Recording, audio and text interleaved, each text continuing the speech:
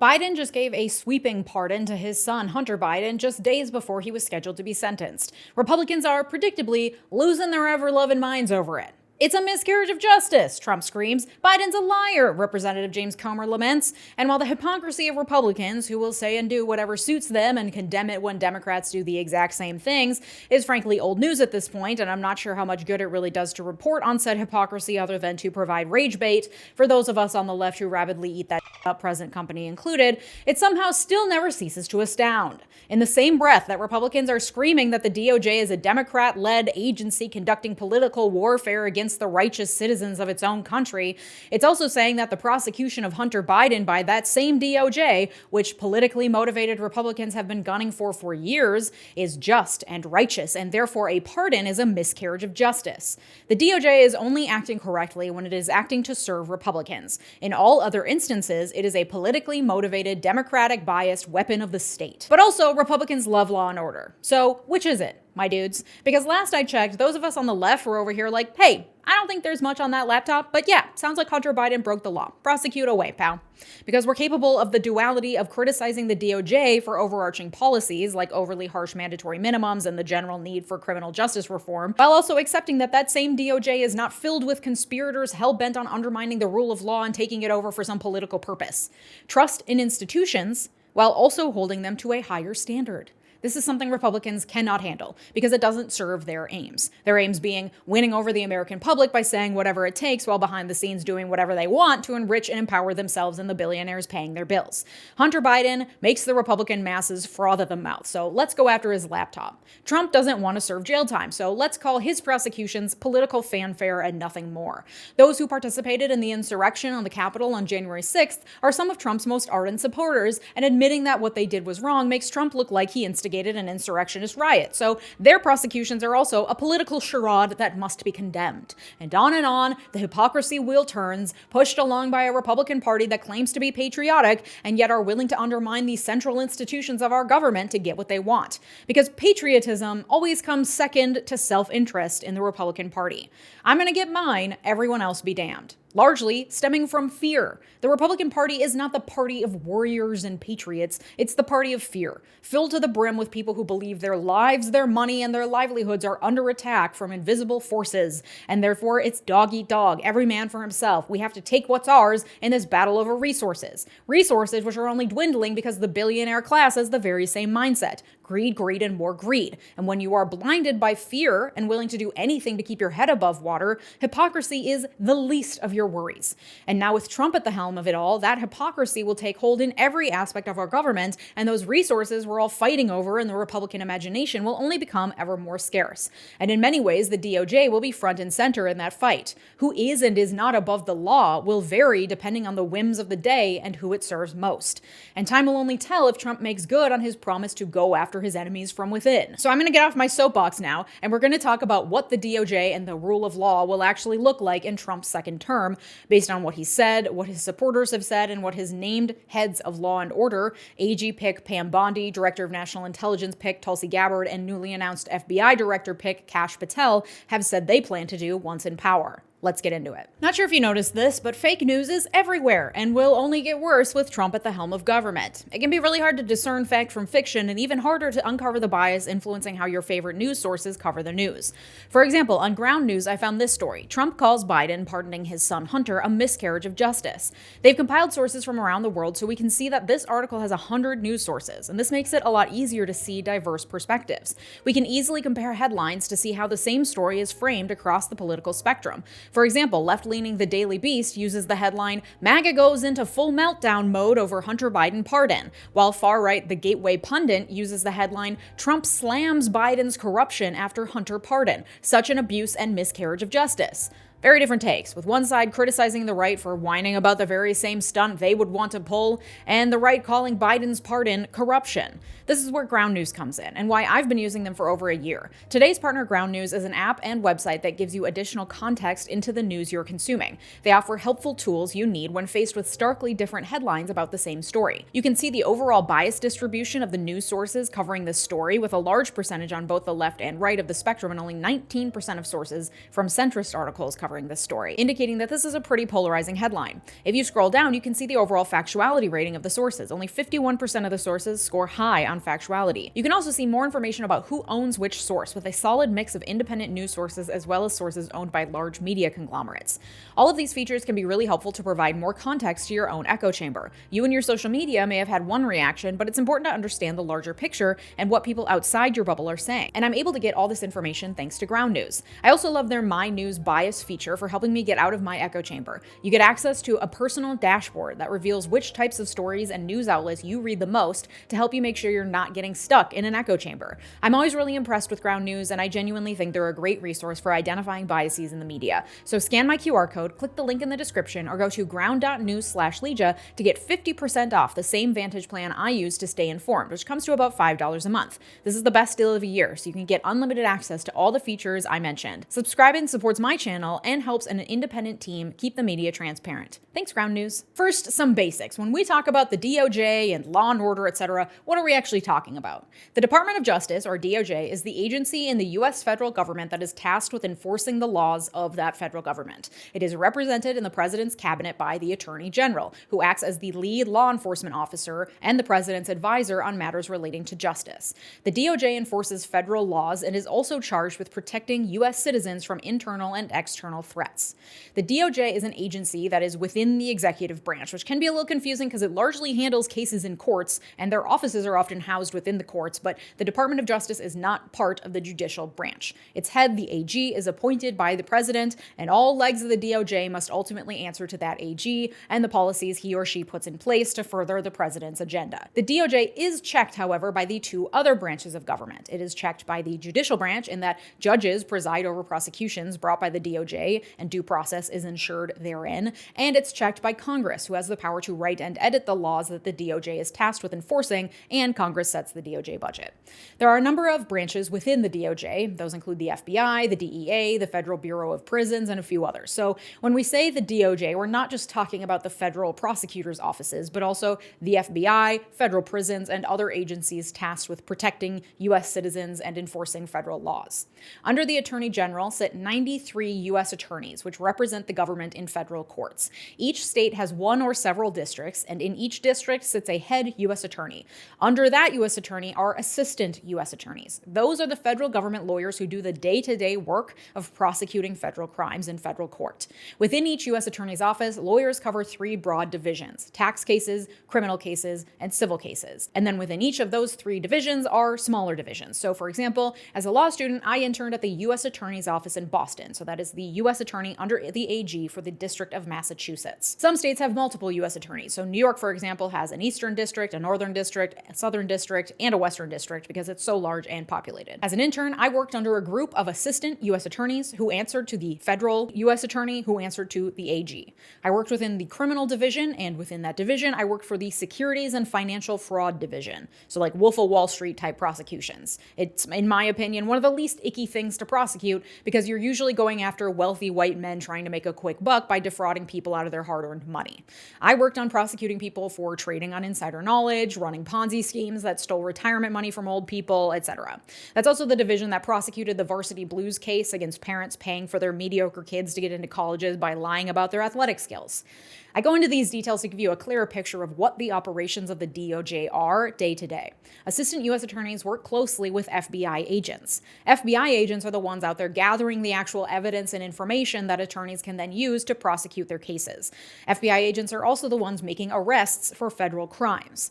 The FBI answers to both the AG and the Director of National Intelligence, depending on the issue. So regarding their work on investigating domestic terrorism and other crimes that relate to national security, for example, they work closely with the Director of National Intelligence. The Director of National Intelligence, or DNI, is the senior cabinet official that heads the U.S. intelligence community. The intelligence community is made up of 17 or 18 federal agencies, including the CIA, the NSA, the FBI, and the National Reconnaissance Office, of which Elon Musk's businesses are a major recipient of government grants. And I love that for us. Love that he is both a huge government grantee and overseeing government waste and what we're spending our money on. I see no possible issues there.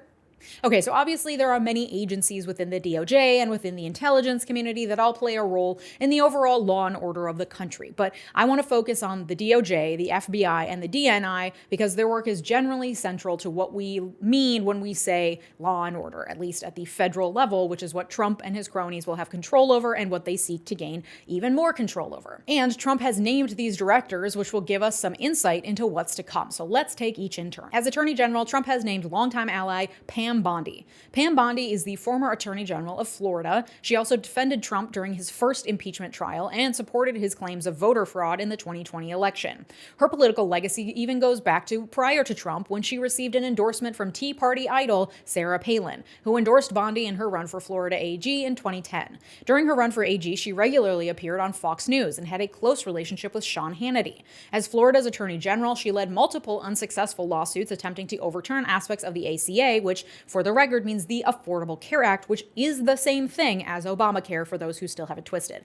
The ACA was the ire of the Republican Party, especially the Tea Party movement in the early 2010s. So Bondi won a lot of favor with the upper crust by making attempts to get rid of it. This included a lawsuit in 2012 attempting to overturn the whole thing, and one in 2018 to challenge the protections for people with pre-existing conditions. In nominating her for AG, Trump boasted that as Florida AG, Bondi did an incredible job working to stop the trafficking of deadly drugs and reduce fentanyl overdose deaths. This was, per usual, a lie. Florida's fentanyl overdose deaths nearly doubled during her time as AG. And if you can believe it, there are also several controversies relating to her fundraising activities as AG. For example, she has close ties with the Church of Scientology, and wealthy members of the church have held fundraisers for her. In 2011, she pressured attorneys to resign while they were investigating a financial services company called Lender Processing Services. After their resignations, Bondi conveniently received campaign contributions from Lender Processing Services. In 2013, she got Governor Rick Scott to postpone a scheduled execution because it conflicted with her fundraising event.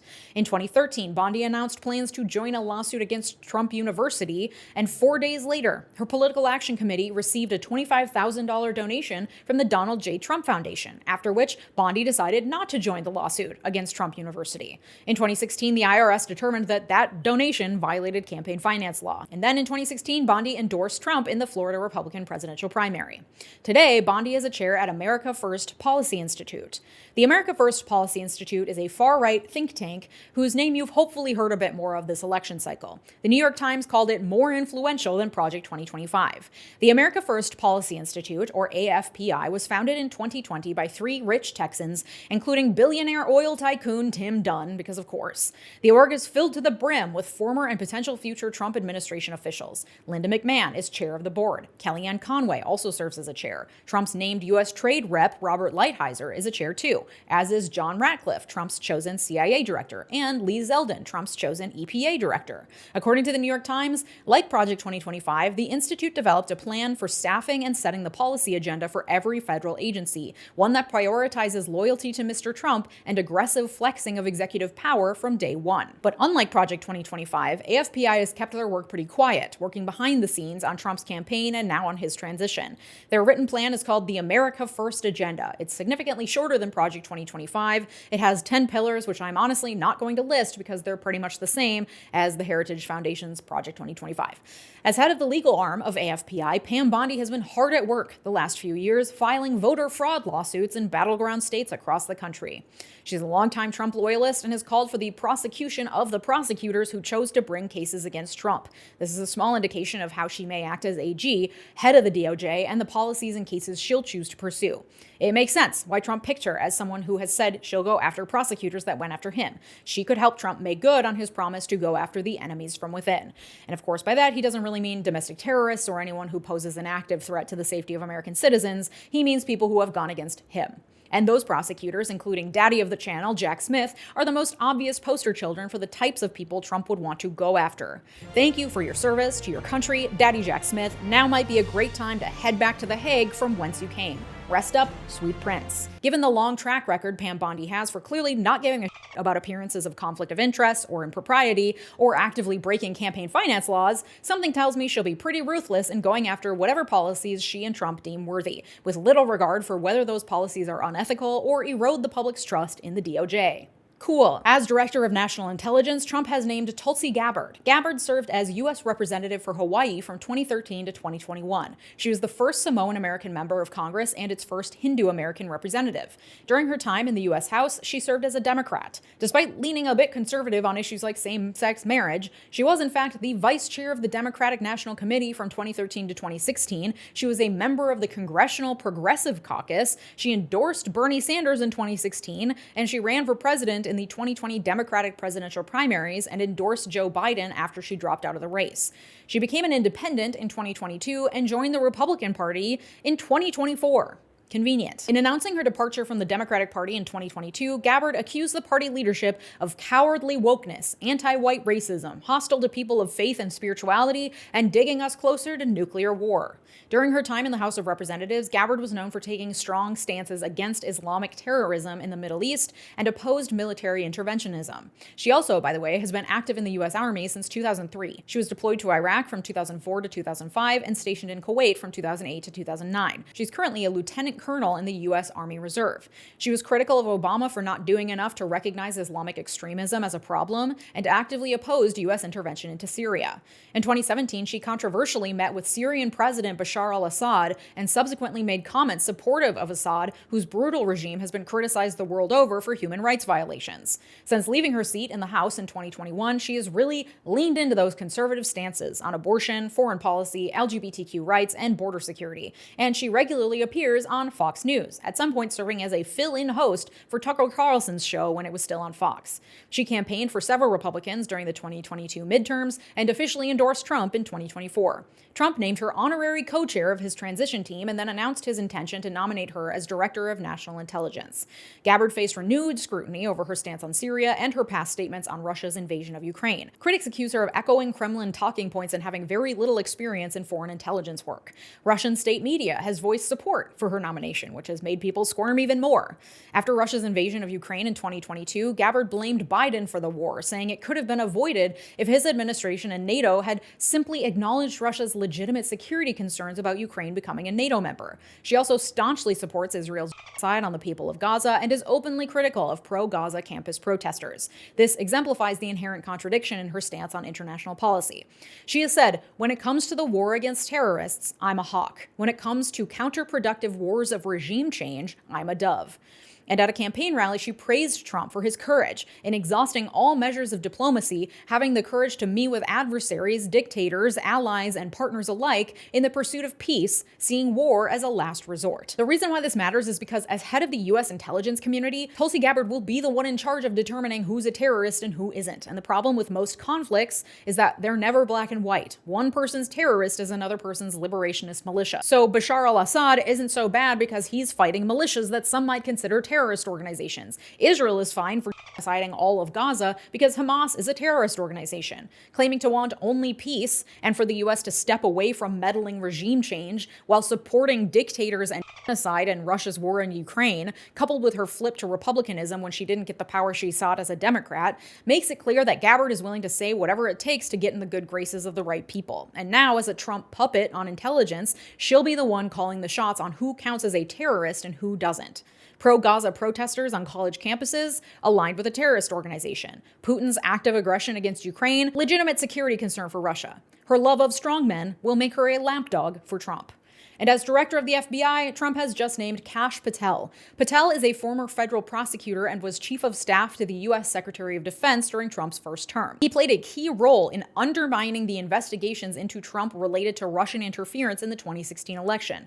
Right out of law school, Patel lived in, guess where, Florida, serving as a public defender. He then moved on to be an attorney working for the DOJ National Security Division. In 2017, he worked as a committee aide to the House Intelligence Committee Chair, Devin Nunes, where he was the primary author of the 2018 Nunes memo, which alleged FBI misconduct in its surveillance of a Trump campaign aide. Despite the memo being dismissed as biased and accused of cherry-picking facts, and despite the DOJ calling the memo's release extremely reckless due to the classified information it contained, it turned Patel into something of a hero among Trump allies. He took a job on Trump's National Security Council in 2019, where he came under scrutiny because despite officially being in charge of counterterrorism issues, he was so involved with the ongoing dispute between Russia and Ukraine that Trump thought he was one of his top Ukraine policy specialists. He was accused of funneling negative information about Ukraine to Trump, making him believe that the country was full of corruption and had interfered with the 2016 election in favor of Democrats. This led Trump to want to withhold all aid to Ukraine, a U.S. ally, and it also led to the infamous call between Trump and Ukrainian President Zelensky, in which Trump urged Zelensky, who had just been elected, to investigate Biden and get to the bottom of Ukrainian interference in the 2016 election. Patel's position in the National Security Council was also called into question due to his lack of experience. Before leaving office, Trump had floated Patel as FBI deputy director, which former AG Bill Barr objected to. Barr said in his 2022 memoir, Patel had virtually no experience that would qualify him to serve at the highest level of the world's preeminent law enforcement agency, which he is now within arm's reach of. Great. What this all means is that Patel has a history of politicizing what are meant to be apolitical roles in the DOJ. While working in an unrelated field in the National Security Council, he was allegedly feeding the president what amounted to Russian propaganda. While working with David Nunes, he circulated an internal memo urging Nunes to hold top DOJ and FBI officials in contempt for failing to turn over documents related to the 2016 election. Patel has called for a comprehensive house cleaning of the FBI. He even wrote a whole book about it called Government Gangsters, half memoir, half plan to defeat the deep state. In his book, he argues that the FBI has become so thoroughly compromised that it will remain a threat to the people unless drastic measures are taken. On a podcast episode, he once said that on day one, he would shut down the FBI's headquarters building and reopen it the next day as a museum of the deep state. In an interview with Steve Bannon, he vowed he would go out to find the conspirators not just in government, but in the media, saying, "We are going to come after the people in the media who lied about American citizens, who helped Joe Biden rig presidential elections." In essence, Patel has made loud, bombastic lip service to his desire to be a foot soldier for Trump, doing whatever it takes to get him out of whatever bind or misstep he's taken, and willing to wield the influence of major federal agencies in the process. In Pam Bondi, Tulsi Gabbard, and Kash Patel, Trump has done what he does best: identified people who are unflinchingly loyal and willing to do whatever it takes to stay on his good side. As Attorney General, Director of National Intelligence, and Director of the FBI, these three spineless, largely inexperienced Trump doormats will be willing to push the limits of the rule of law and throw all ethics out the window in pursuit of being daddy's favorite, and in pursuit of the made-up Republican boogeymen like the deep state and cowardly wokeness. They'll pay lip service to draining the swamp while propping up people who answer to no one but themselves and the billionaires who pay their way. And they'll be willing to go after Trump's enemies in government and the media with whatever force is in their power.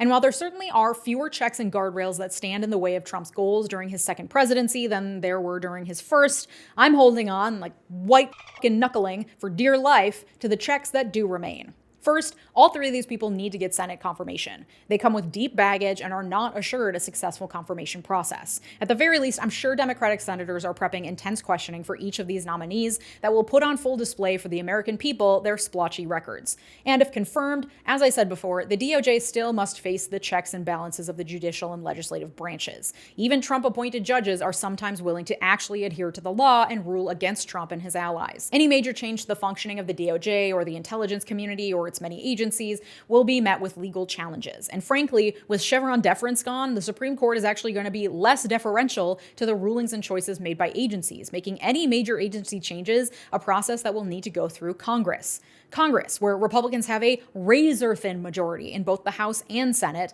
that likely means they'll be fighting tooth and nail to get anything done. The erosion of democracy and democratic values into fascism never happens in one day or in a showy flash of conflict. It happens slowly, as rights, regulations, checks, and balances are chipped away inch by inch. It takes more than 4 years, and we only have 2 until midterms. As a journalist for Politico who covered the rise of authoritarianism under Erdogan in Turkey recently wrote, "The answer to political defeat is not to disconnect, but to organize. Take breaks, vacations, stop and smell the flowers, enjoy your life, but don't permanently bury your head in the sand." That same journalist also wrote, "In a country with a strong, decentralized system of government and with a long-standing tradition of free speech, the rule of law should be far more resilient than anywhere in the world." For my own sanity, I have to believe she's right. If you're interested in learning more about money and politics, eating the rich, and building class solidarity, I invite you to join me over on Patreon, where we're planning some initiatives to help build community in Trump's America. Plus, you get ad-free and uncensored versions of all these videos as well. Go to patreon.com/LeejaMiller to join. Thank you to my multi-platinum patrons, David, RHT, Latranger Lucas, Joshua Cole, Thomas Johnson, Anthony Giles Tay, and Brett Piontek. Your generosity makes this channel what it is, so thank you. And if you like this video, you'll like the one that I made about the parade of horribles lining up to be in Trump's cabinet. Thanks so much for watching. Have a good day. Bye-bye!